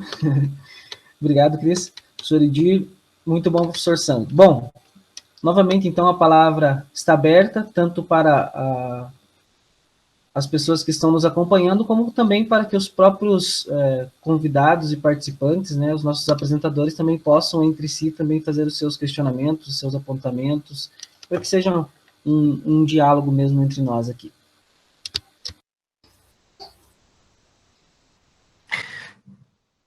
Enquanto as pessoas ainda pensam e procuram se manifestar aí, fiquem à vontade para isso, me parece aqui já numa conversa, tem um argumento de um filósofo francês chamado Alain Badiou, que publicou no final dos anos 80, ou no final dos anos 90, se não me equivoco, um livro aqui no Brasil, entre outros, evidentemente, intitulado O Século. Nesse livro, especificamente, o Alain Badiou apresenta o seguinte argumento. É preciso que a gente se desvencilhe dessa percepção cronológica de que um século tenha 100 anos. Isso é apenas uma demarcação consensuada, né, dentro de uma certa tradição, talvez mais ocidental do que qualquer outra coisa. Um século nem sempre tem 100 anos. E aí o Badiou nos diz, olha, se nós olharmos para o século XX, o século XX, na verdade, tem apenas 65 anos. Ele nasce, ele surge, ele inicia lá com a Primeira Guerra Mundial e ele termina com a queda do Muro de Berlim, com a queda da União das Repúblicas Socialistas Soviéticas. No entanto, esses 65 anos foram de uma intensidade tão grande e profunda, que o século XX não deu margem e não possibilitou que se gestassem as categorias analíticas e conceituais suficientes para que pudéssemos entrar no século XXI. Nessa linha de raciocínio, fico tentado a dizer que o século XXI iniciou em 2020, com a pandemia. Me parece que a pandemia é um divisor de águas, porque ela paralisa uma máquina produtiva, uma máquina de consumo, uma máquina jurídica nacional e global. E ao paralisar essa máquina econômica, produtiva, de consumo, jurídica, seja ela nacional ou global, ela nos coloca diante de nós mesmos como humanidade. E esse colocar-se diante de nós mesmos como humanidade nos revela algumas coisas brutais, bárbaras. Entre elas, por exemplo, a ameaça à vida. Nós que passamos o ano de 2020 queimando florestas no Brasil e no mundo. Nós passamos o ano de 2020 lançando bilhões de toneladas de CO2 na atmosfera e respirando tudo isso. Me parece que o ano de 2020 ele tem essa característica, e é por isso que ele inicia o século XXI, se nós pegarmos esse argumento do Badiou. Ele afronta definitivamente a vida. E junto com essas afrontas à vida, nós convivemos com governos ao longo do mundo, em várias partes do mundo, que intensificaram essa agressão à vida. E, ao mesmo tempo, no contexto dessas agressões, estamos às voltas com aquilo que implica na educação. Quer dizer, me parece que a pandemia nos convida com muita urgência a colocar no centro do debate a educação. Mas uma educação que esteja comprometida com a vida. Com a vida em sua totalidade. E aqui estaríamos, então, iniciando o século XXI, segundo o Badiou, desprovidos ainda de categorias analíticas suficientes para compreender o que nós estamos vivenciando. E nessa direção, somos ainda vinculados às categorias conceituais gestadas no século XX. Fecho a minha fala dizendo, diante desse argumento do Badiou, estamos no melhor dos mundos. Sem dúvida, esse é o melhor momento para se viver. Primeiro porque a gente está vivo, né, professor Edir? E ao mesmo tempo que estamos vivos, somos obrigados a pensar profundamente o que estamos vivenciando. É um pouco isso. Muito bom, professor Sandro. Estão me ouvindo aí, tranquilo? Perfeito. Gostaria de parabenizá-los aí pelo evento, pelo lançamento da obra, cumprimentos especiais aí aos autores, Sandro, professor Faberi, professor Luiz Eduardo. E nessa reflexão que estamos fazendo, tem uns minutinhos aí, eu gostaria de provocar. O Sandro deixar assim extensivamente, gostei muito da sua manifestação, e dessa questão dos amigos também, né? A amizade é que também nos trouxe a este evento essa participação.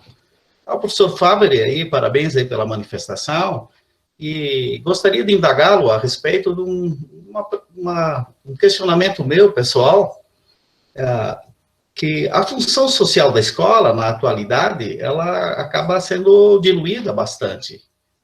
E qual seria, na sua concepção, a centralidade da função social da escola ante os desafios da atualidade, já que o senhor se refere a esse trabalho que a gente tem que fazer de estimular o pensar, mas também não desvinculado à questão da inserção à realidade, a inserção social.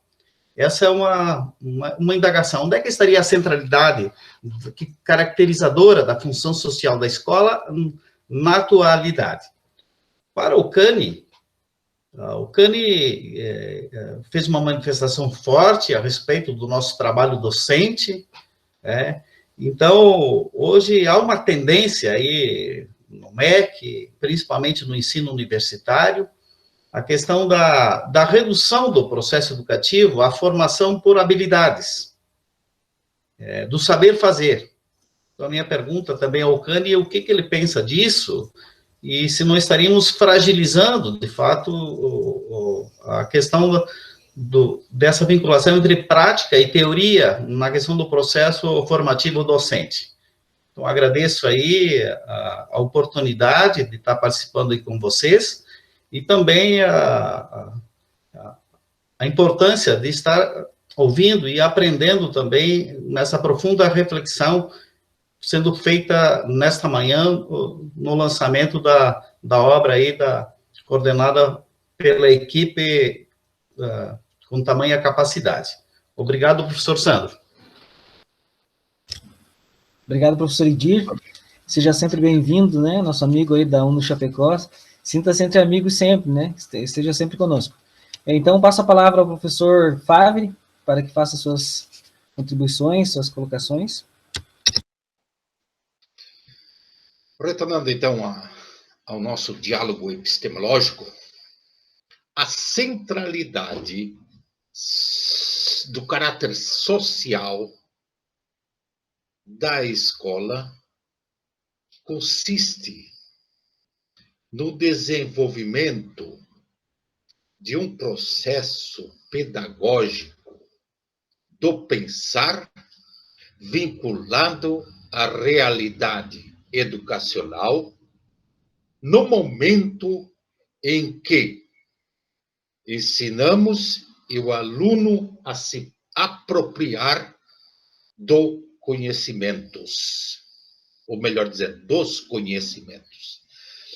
Que a concepção de conhecimento se transforme num instrumento para compreender os fatos e os acontecimentos da sociedade, que é parte da realidade, enquanto forma de constituição de uma consciência crítica que, pelo agir e interagir do aluno na sociedade, lhe permite provocar mudanças significativas das futuras gerações naquilo que elas vão fazer.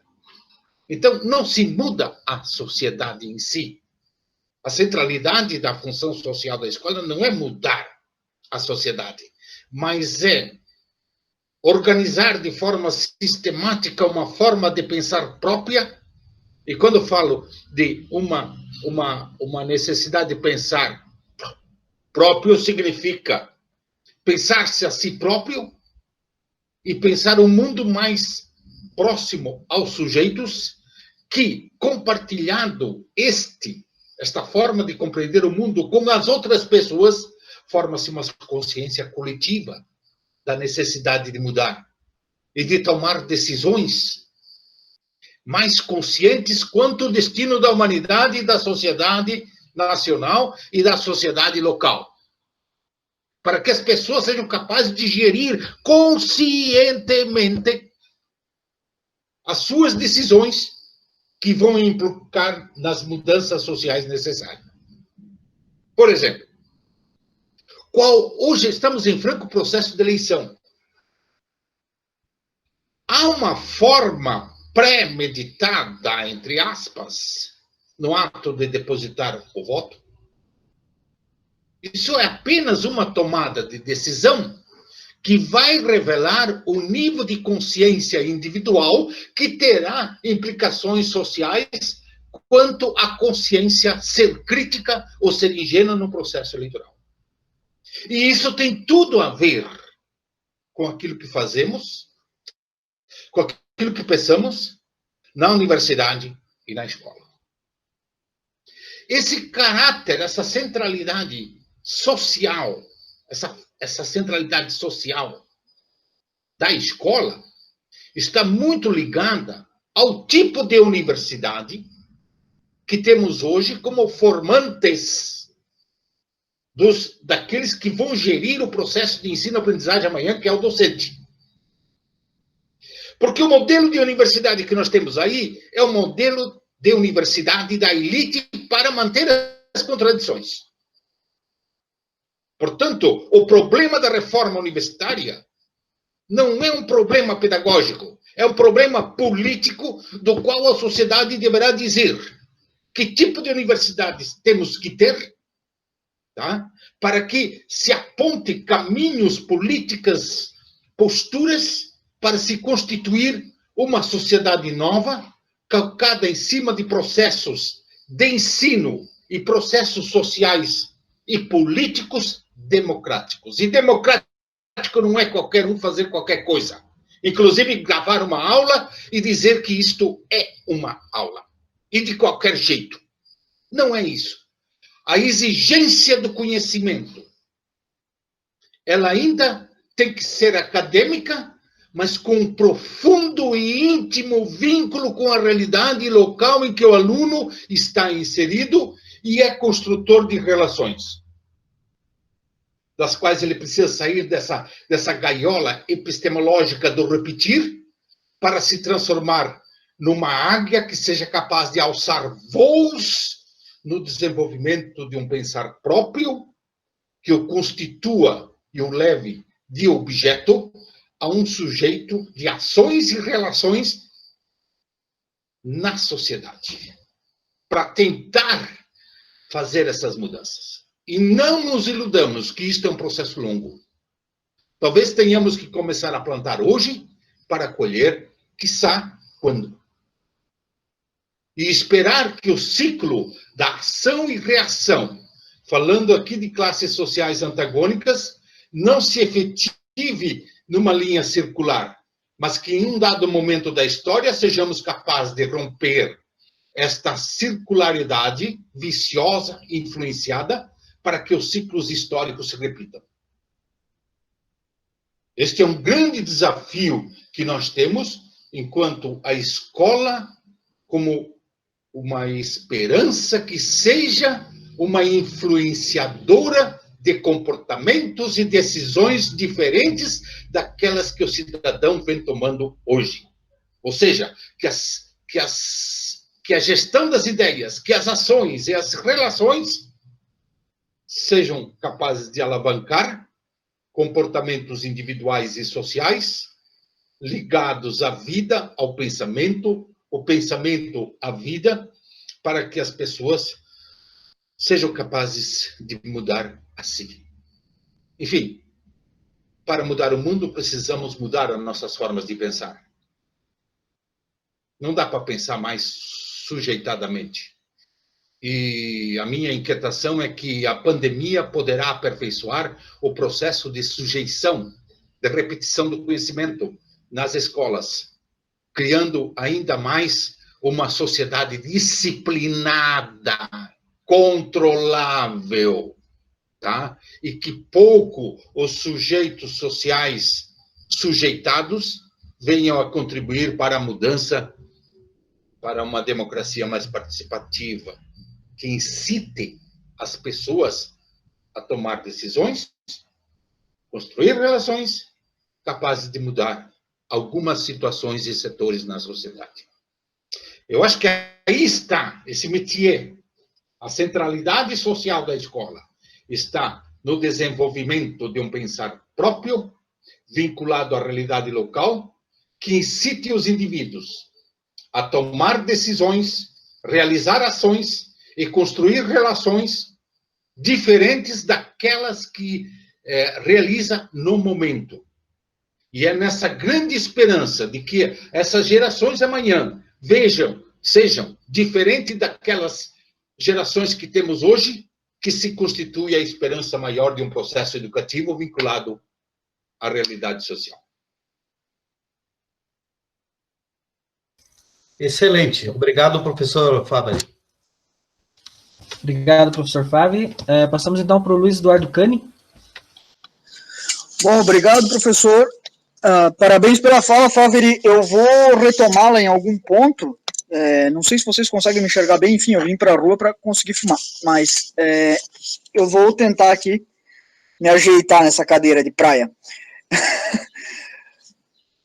A fala do Fáveri vai no ponto. Educação é uma questão política. E eu, nesse ponto, sou muito adepto de Foucault. Não por acaso, Agamben retoma Foucault em muitos pontos, e a questão do poder é central para Foucault, sobretudo em relação ao método dele, porque Foucault vai dizer, nós nos rebelamos quando percebemos que há algo no poder que não é do campo do negativo, que não é a lei, que não é a negação, que não é a proibição. O poder não só veda algo, o poder produz, e produz subjetividade.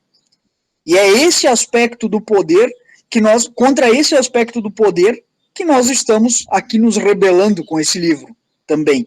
E quando o Favre fala que a educação é uma questão política, é porque o que está em questão em tudo isso, no nosso livro, é justo como esse poder vai produzir um determinado tipo de educação. Não é, dizia Foucault, não é contra ser governado que nós nos rebelamos, mas é contra o modo como somos. Não é não ser governado, mas não ser governado assim, desse jeito, que nós não queremos. Não é esse tipo de educação. Uma sociedade sem governo talvez não seja possível. Até porque nas relações de força alguém vai querer mandar. E alguém vai querer obedecer, porque não dá para esquecer também de Etienne de la Boétie, lá do século XVI, quando diz que a servidão é voluntária, porque nos mandam fazer justo o que nós sempre quisemos fazer, né? E o Hegel complementa, na dialética do senhor do escravo, o escravo é escravo, porque visa um dia também ser senhor. Então, esse ponto é central, e essa educação por habilidades, a primeira coisa que me vem à cabeça é o que é uma habilidade, porque eu não sei o que o MEC está falando com esse negócio de habilidades, eu não sei, me parece muito um tecnicismo, e aqui para fazer uma homenagem ao Favre, eu vou retomar Álvaro Vieira Pinto com a discussão, com a cisão técnica e tecnologia, hein, Favre? Confundir técnica e tecnologia é uma estratégia burguesa, porque a tecnologia deveria ser, etimologicamente, o estudo da técnica. E nós dizemos que nós temos uma cisão ciência e tecnologia. Bom, a técnica vem de um fazer que é ancorado na ciência. É uma prática que se vincula a uma teoria, e essa cisão teoria e prática, o Foucault tem um texto, eu estava tentando achar aqui no Google para lembrar o nome, eu li, está em algum dos 10 volumes do Ditos e Escritos, é uma conferência, uma palestra dele, eu acho que tem até a participação do Deleuze, que é sobre teoria e prática, justo sobre teoria e prática, e é cirúrgico, porque vejam, o que é uma teoria? Eu desafio qualquer um de vocês a apagar um interruptor de luz sem uma teoria. Vocês não apagam. Vocês não apagam uma lâmpada sem teoria. Porque para saber que para um lado apaga, para o outro acende, precisou de uma teoria.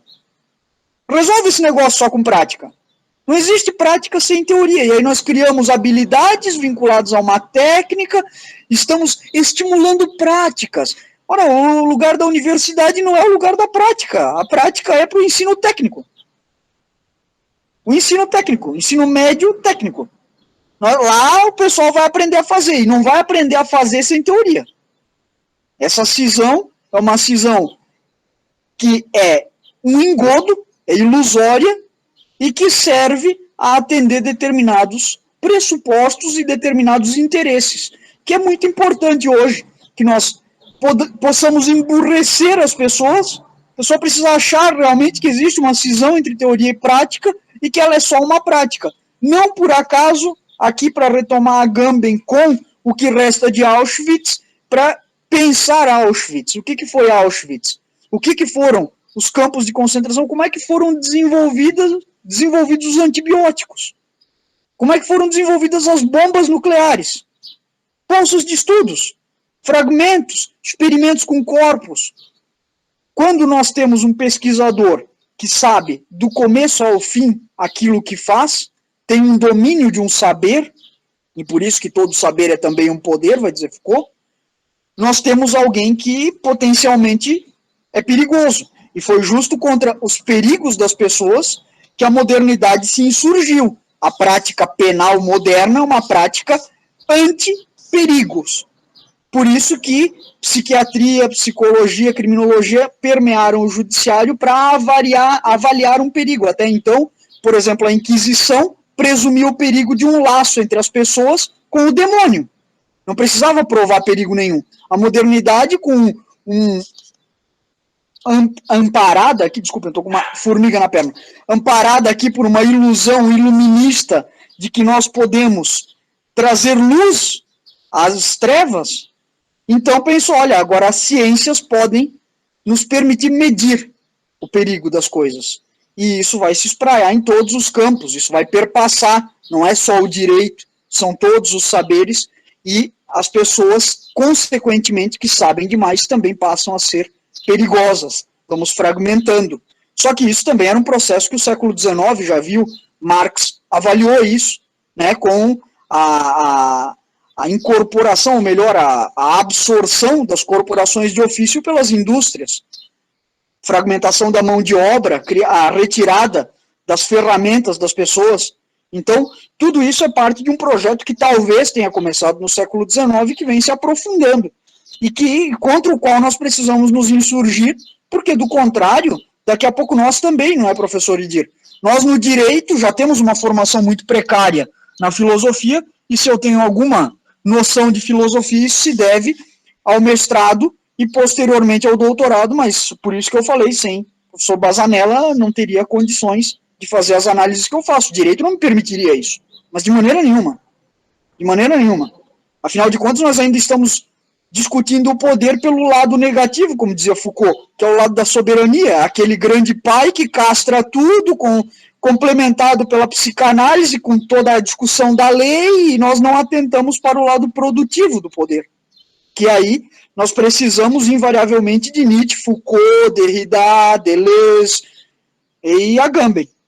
Né? Essa tradição que rompe com essa perspectiva que é fenomenológica, que identifica num grande monolito universal o Estado, a soberania, é tudo um, que vem reforçado pelo neoliberalismo com uma ideia de um pensamento único, e que não por acaso é ancorado, é apoiado por pelo menos uma das estacas de apoio, é a guerra. E aí o Maurizio Lazarato publicou um livro com 2 outros autores, Wars and Capital, Guerras e Capital. O capital se produz a pequenas guerras, pequenos passos, tropeços. Nós vamos fazendo guerra para incrementar o próprio capital, e aí que o PIB dos Estados Unidos é composto, pelo menos em 1/3, pelo armamento, pela produção de armas, bombas e etc. E aí também a nossa fragmentação não nos permite perceber, por exemplo, que o engenheiro, quando faz um determinado projeto de pesquisa, no mestrado, no doutorado, pode estar contribuindo para a produção de uma nova arma. É isso que que uma técnica que exclui a ideia de tecnologia, ou que funde argumentativamente técnica e tecnologia, não permite que as pessoas percebam.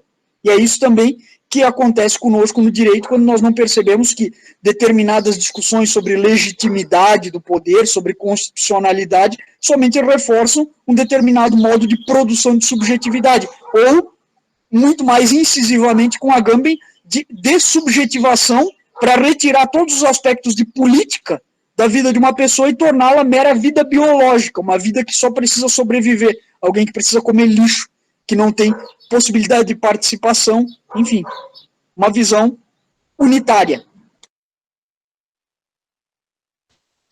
Obrigado, Cani. Amigos e amigas que nos acompanharam, muito obrigado também a cada um de vocês. Devido ao acordo aqui com o horário, né, dos nossos convidados, a gente vai encerrar, mas esse vídeo estará disponível no canal do grupo, do Cegueira e Solidariedade, lá no YouTube. Então, caso alguém queira fazer mais alguma manifestação por lá, também sinta-se à vontade para estar fazendo. Nós agradecemos nossos convidados, nós agradecemos as pessoas que estiveram conosco até este momento. Eu deixo a palavra em aberto, caso alguém queira fazer as suas considerações finais.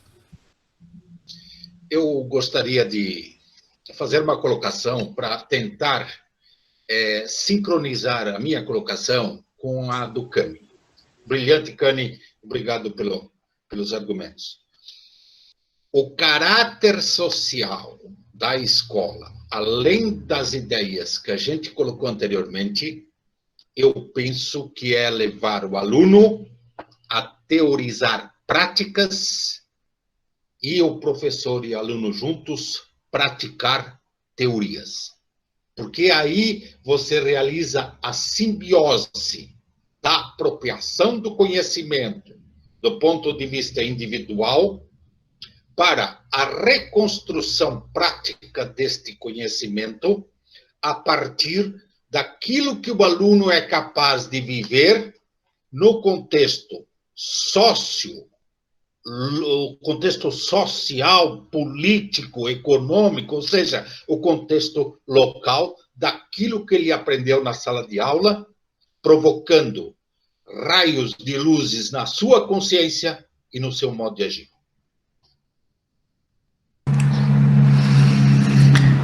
Então, faço as minhas considerações finais aqui, agradecendo a presença de todos, agradecendo aqui entre as presenças também do professor Brian, do Avelino, Portugal, Moçambique, Mafra, né, vejo aqui o Ayrton, a Crisna, enfim, o Reginaldo lá em Três Barras, e tantas pessoas que fazem parte da nossa discussão. E minhas considerações finais vão exatamente nessa direção. Estamos diante de um momento em que se faz urgente a reativação, digamos, da potência do pensamento. Né? E a potência do pensamento requer que se faça experiência. E a experiência não é um mero experimento.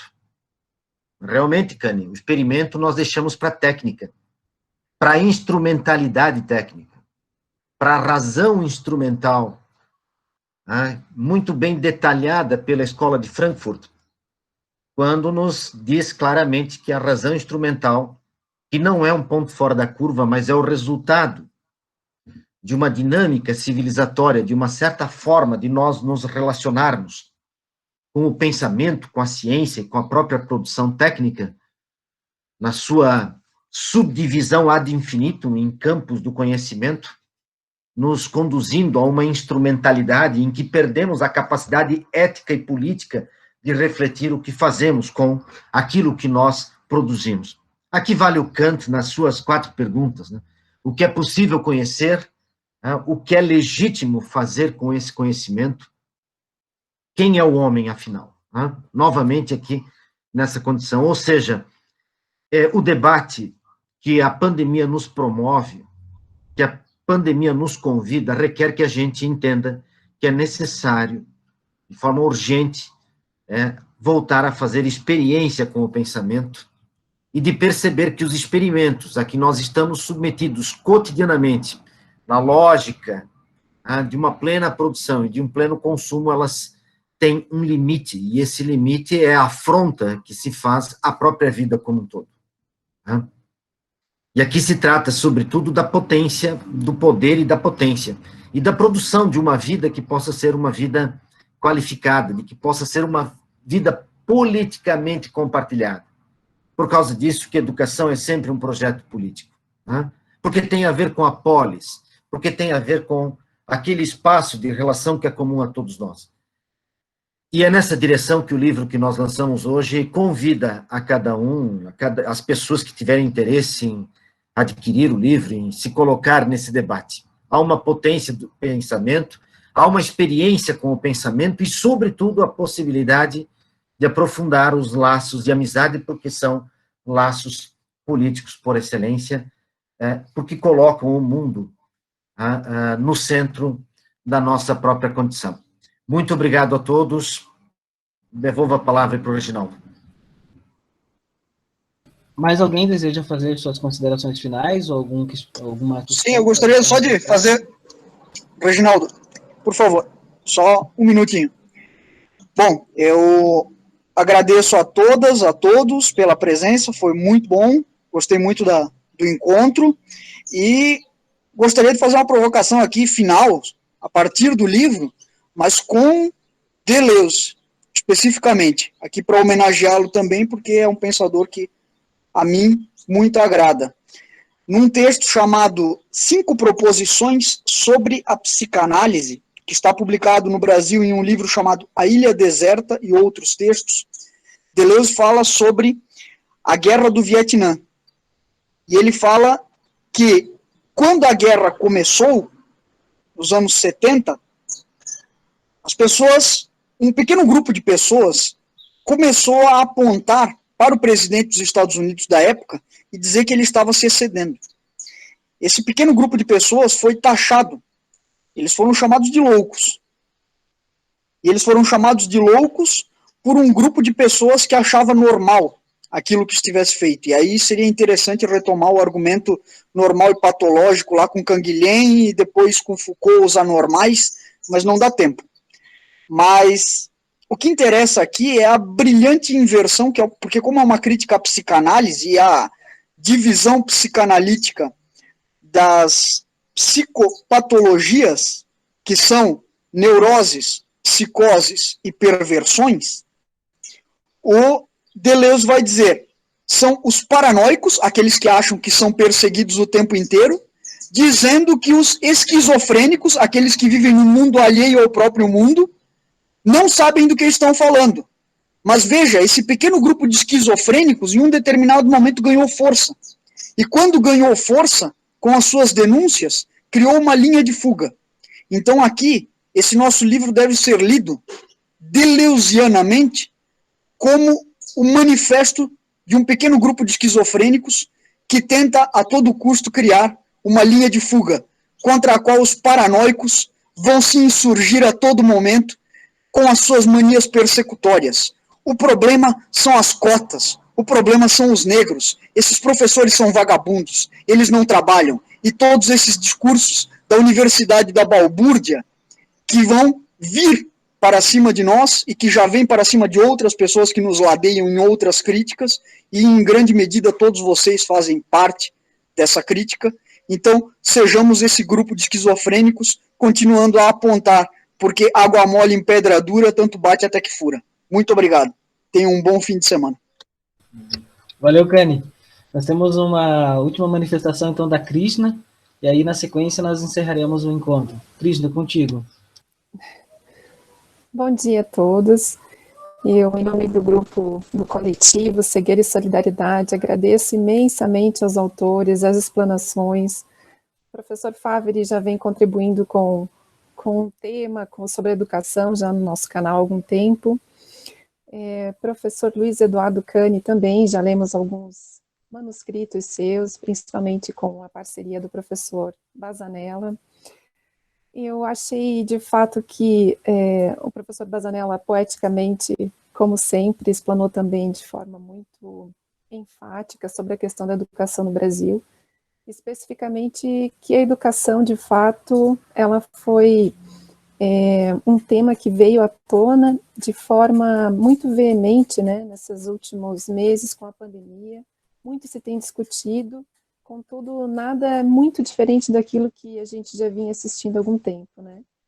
De fato, Cegueira e Solidariedade é muito um coletivo privilegiado em tê-los aqui hoje, uma discussão que possivelmente foi tão profunda e ela externizou pontos tão impactantes que nós temos por hábito nesse canal discutir, debater, e nós estamos aqui perplexos, refletindo acerca de todos os pontos que foram expostos, e mais uma vez agradecemos a generosidade de vocês em lançar e nos inspirar, nos provocar a leitura do livro, que certamente será feita pelos que aqui assistiram, será divulgado para os nossos contatos, os nossos amigos, como bem enfatizamos aqui acerca da amizade, acerca da generosidade, da solidariedade que temos uns com os outros.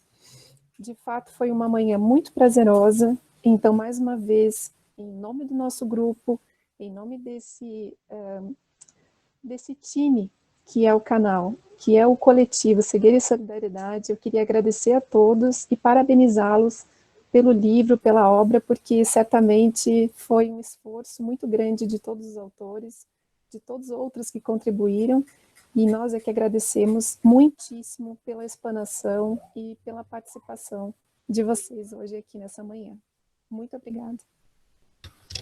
Obrigado, Krishna. Nesse momento, então, eu peço que aqueles que puderem ligar suas câmeras e também ativar seus microfones para que a gente faça um aplauso virtual aqui para os nossos convidados, nossos apresentadores. Bom, agora é o momento de fazer barulho aí, todo mundo. Parabéns, obrigado, pessoal. Um abraço. Bom final de semana a todos. Até mais. Bom fim de semana. Tchau, tchau. Abraço. Abraço, bom final de semana.